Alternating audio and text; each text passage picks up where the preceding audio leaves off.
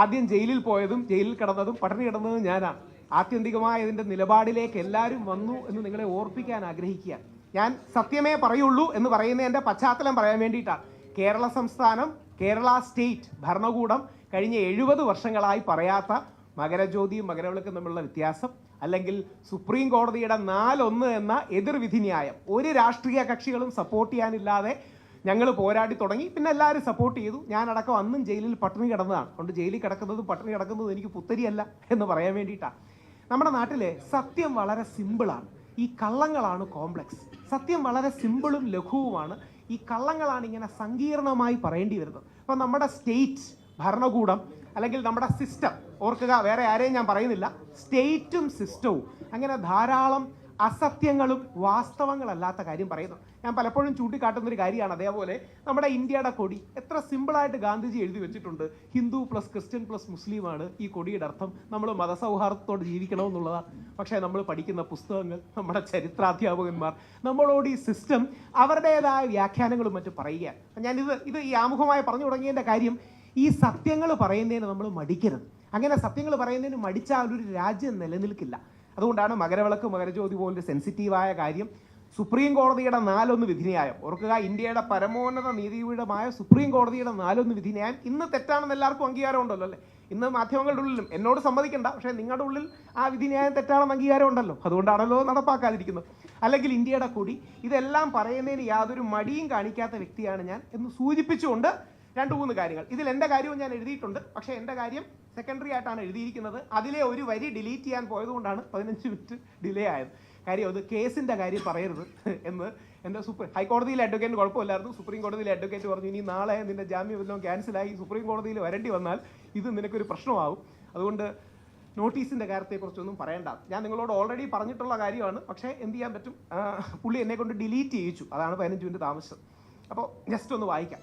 വളരെ സീരിയസ് ആയി നിങ്ങൾ എടുക്കേണ്ട ഒരു കാര്യമാണ്. അതായത് ആയിരക്കണക്കിന്, പ്രത്യേകിച്ച് കല്യാണം കഴിച്ചവരാണ് ഇവിടെ ഇരിക്കുന്നെങ്കിൽ, ഭർത്താക്കന്മാരാണ് ഇവിടെ ഇരിക്കുന്നെങ്കിൽ ദയവായി ശ്രദ്ധിക്കണം. ഓവർനൈറ്റ് നമ്മൾ ക്രിമിനൽ ആകുന്ന ഒരു അവസ്ഥയാണ്. ശ്രീ ശശി തരൂർന്ന് ഞാനൊക്കെ ഏറെ ആരാധിക്കുന്ന ആദരിക്കുന്ന വിശ്വപൗരൻ ഒരു criminalisation of marital rape bill അവതരിപ്പിച്ചിട്ടുണ്ട്. നമ്മുടെ പുരുഷ കമ്മീഷൻ ഏറ്റവും സീരിയസ് ആയി എതിർക്കാൻ പോകുന്ന വിഷയങ്ങളിലൊന്നും ഇതാണ്. അതായത് ഈ ഭർത്താവ് തന്നെ 10 വർഷം മുമ്പ് റേപ്പ് ചെയ്തു എന്നൊരു ഭാര്യ പരാതി കൊടുക്കുകയാണെങ്കിൽ ആ ഭർത്താവിന് 7 മുതൽ 10 വർഷം വരെ ജയിലിൽ കിടക്കാൻ പോകുന്ന ഒരു അവസ്ഥയാണ് ഉണ്ടാകുന്നത്. ഇനി ഇതാരാ ഉപയോഗിക്കുന്നത്? ഭാര്യയുടെ അഡ്വക്കേറ്റ്സ് നാളെ ഡിവോഴ്സിൻ്റെ സമയത്ത് അല്ലെങ്കിൽ കുട്ടികളുടെ കസ്റ്റഡി ബാറ്റിലിൽ പുരുഷനെ സമ്മർദ്ദത്തിലാക്കാൻ ഈസിയായി പ്രഷറൈസ് ചെയ്യാൻ വേണ്ടി ഈ ബില്ല് ഉപയോഗിക്കപ്പെടും. ഇതിൽ സെക്ഷൻ 5, 6, 8 ശ്രീ ശശി തരൂർ ഉൾപ്പെടുത്തിയിട്ടുണ്ട് എന്നുള്ളത് സത്യമാണ്, കുറച്ച് ചെക്സ് ആൻഡ് ബാലൻസസിന് വേണ്ടി. പക്ഷേ ഇന്ന് 498A ദുരുപയോഗം ചെയ്യുന്നത് ഇരുട്ടി വെളുക്കുമ്പോൾ, അതായത് ഇത് നാളെ ശശി തരൂറിനെ പോലെ വളരെ പ്രഭാവശാലിയായ ഒരു വ്യക്തി അവതരിപ്പിച്ച് കൂടുതൽ സ്വീകാരം നേടി ബില്ലായാൽ ഇരുട്ടി വെളുക്കുന്നതോടുകൂടി ഭർത്താക്കന്മാരെ 7 മുതൽ 10 വർഷം ജയിലിൽ വ്യാജ പരാതികളിൽ ഇടാനുള്ള സാധ്യത തെളിയുകയാണ്. നാളെ ഇന്ന് പലപ്പോഴും വിവാഹ വാഗ്ദാനം നൽകി പീഡിപ്പിച്ചു എന്ന് പറയുന്നതിൻ്റെ ഏറ്റവും വലിയ ഡിഫൻസ് നിങ്ങൾക്കെല്ലാം അറിയുന്നത് പോലെ കാലതാമസം ഉണ്ടായി തുടങ്ങിയ കുറേ കാര്യങ്ങളാണ്. കാലതാമസം ഉണ്ടായി, അതിനുശേഷവും നല്ല ബന്ധത്തിലുണ്ടായിരുന്നു, അതിനുശേഷവും ഞങ്ങൾ വാട്സപ്പിൽ ചിരിച്ചു സംസാരിച്ചു എന്നൊക്കെ പറഞ്ഞുകൊണ്ടാണ് കോടതി വെറുതെ വിടുന്നത്. എന്നാൽ ഭർത്താവിൻ്റെ കാര്യത്തിൽ ആ കാര്യങ്ങളൊന്നും ആപ്ലിക്കബിൾ ആവില്ലെന്ന് മാത്രമല്ല, ഭർത്താവ് തന്നെ അൺഡ്യൂ ഇൻഫ്ലുവൻസ് ചെയ്ത് ലൈംഗികതയിലേക്ക് നയിച്ചു എന്ന് പറഞ്ഞാൽ ഭർത്താവിനെ 7 മുതൽ 10 വർഷം വരെ ജയിലിൽ ഇടാനുള്ള വകുപ്പാണ് യഥാർത്ഥത്തിൽ അവതരിപ്പിച്ചിരിക്കുന്നത്. അപ്പോൾ 2-3 കാര്യങ്ങൾ എൻ്റെ കേസിലേക്ക് വരുന്നതിന് മുമ്പ് ഉയർത്താൻ ആഗ്രഹിക്കുന്നത്, ശ്രീ ശശി തരൂർ ഉയർത്തിയ പ്രശ്നം സീരിയസ് ആണ്. കാര്യം 83% 18-നും 49-നും ഇടയ്ക്കുള്ള സ്ത്രീകളിൽ സെക്ഷൽ വയലൻസ് ഭർത്താക്കന്മാരിൽ നിന്ന് സംഭവിച്ചിട്ടുണ്ടെന്നാണ് നാഷണൽ ഫാമിലി ഹെൽത്ത് സർവേ പറയുന്നത്. അതൊരു സീരിയസ് ആയ പ്രശ്നമാണ്. അതാണ് ഈ കെട്ടിയോളാണ് എൻ്റെ മാലാഖ തുടങ്ങിയ സിനിമകളിൽ, ആസിഫ് അലിയുടെ സിനിമകളിലും കാര്യങ്ങളിലും ഒക്കെ സൂചിപ്പിക്കുന്നത്. പക്ഷേ അതിൻ്റെ പ്രതിവിധി ക്രിമിനലൈസേഷൻ അല്ല, പകരം അതിൻ്റെ പ്രതിവിധി ക്രിസ്തീയ സഭകളൊക്കെ ചെയ്യുന്നത് പോലെ മാരിറ്റൽ എഡ്യൂക്കേഷനാണ്. ആ മാരിറ്റൽ എഡ്യൂക്കേഷൻ കൊടുക്കുന്നതിന് പകരം ക്രിമിനലൈസ് ചെയ്യുമ്പോഴാണ് പ്രശ്നം. ഇനി 2ാമത്തെ പേജ്. ബഹുമാനപ്പെട്ട സുപ്രീം കോടതി, രാഹുൽ ഈശ്വറിന്റെ അഭിപ്രായമല്ല, സുപ്രീം കോടതി 2 പ്രധാനപ്പെട്ട കേസ്, ഒന്ന് Sushil Kumar Sharma versus union of India അടക്കമുള്ള കേസുകളിൽ സുപ്രീം കോടതി ഉപയോഗിക്കുന്ന പ്രയോഗം പുരുഷന്മാർക്കെതിരെയുള്ള വ്യാജ പരാതികൾ ലീഗൽ ടെററിസം എന്നാണ്. ഓർക്കുക, ഈ വാക്ക് നമ്മളല്ല ഉപയോഗിക്കുന്നത്, ബഹുമാനപ്പെട്ട സുപ്രീം കോടതി ലീഗൽ ടെററിസം അതായത് വ്യാജ പരാതികളുടെ നിയമം മൂലമുള്ള ഭീകരവാദത്തിലേക്ക് കടക്കുന്നു എന്നുള്ളതാണ് പ്രശ്നം. ഇനി എൻ്റെ കേസിലേക്ക് വരികയാണെങ്കിൽ, എൻ്റെ കേസ് സബ്ജുഡീസ് ആയതുകൊണ്ട് ഞാൻ അതിലേക്ക് കടക്കുന്നില്ല. നിയമ സംവിധാനത്തിൽ പൂർണ്ണ വിശ്വാസമുണ്ട്. അതുകൊണ്ട് തന്നെ ഈ കള്ളക്കേസിൽ നിന്ന് ബഹുമാനപ്പെട്ട കോടതി കുറ്റവിമുക്തനാക്കുമെന്ന പൂർണ്ണ വിശ്വാസമുണ്ട്. ഞാൻ നേരത്തെ ഒരു കാര്യം പറഞ്ഞു, ഞാനത് വീണ്ടും പറയുന്നില്ല, പക്ഷേ നിങ്ങളതൊന്ന് അന്വേഷിക്കണം. യഥാർത്ഥത്തിൽ നമ്മുടെ നാട്ടിലെ അടിസ്ഥാന പ്രക്രിയയാണ് നോട്ടീസ് തന്നിട്ട് അറസ്റ്റ് ചെയ്യുക എന്നുള്ളത്. അങ്ങനെയാണോ സംഭവിച്ചത് നിങ്ങൾ അന്വേഷിക്കണം. അങ്ങനെയാണോ സംഭവിച്ചത്? കോടതികൾ കള്ളം പറയുന്നത്, കോടതികളിൽ കള്ളം എഴുതി കൊടുക്കുന്നതൊക്കെ ശരിയാണോ എന്ന് നിങ്ങൾ ദയവായി ഒന്ന് അന്വേഷിക്കണം. അതായത് കോടതികളിൽ പോലീസും പ്രോസിക്യൂഷനും കള്ളങ്ങൾ എഴുതി കൊടുക്കുന്നത് എൻ്റെ കാര്യമല്ല, ഞാൻ ജനറലി ചോദിക്കുകയാണ്. കോടതികളിൽ കള്ളം എഴുതി കൊടുത്തു കഴിഞ്ഞാലേ നാളെ നാട്ടുകാർ എന്ത് ചെയ്യും?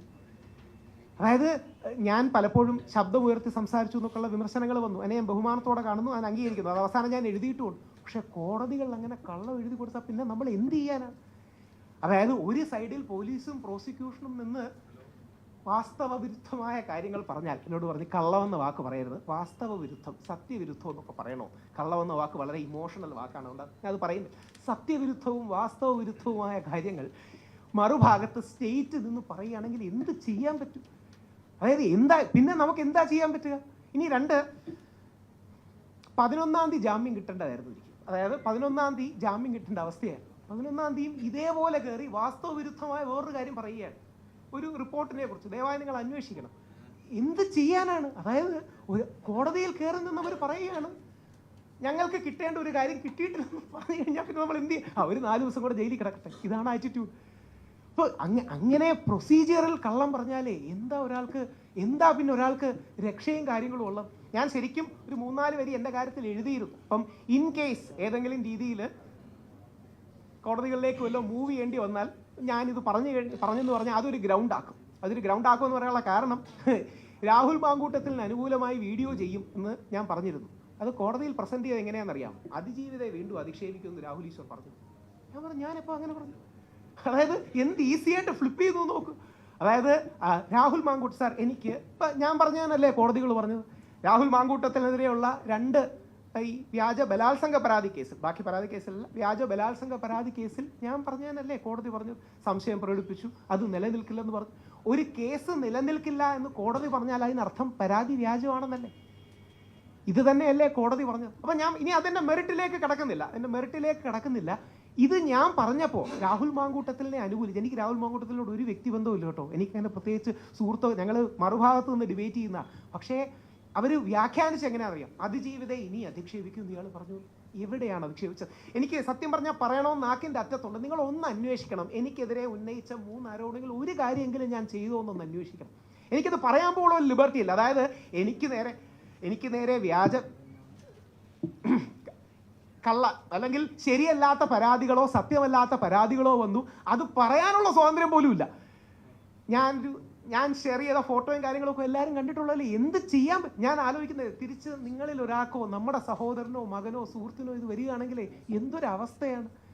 അതായത് എനിക്കെതിരെ സത്യവിരുദ്ധമായി ചില കാര്യങ്ങൾ ചെയ്തിട്ട് അത് സത്യവിരുദ്ധമാണെന്ന് പറയാൻ പോലും പറ്റില്ല.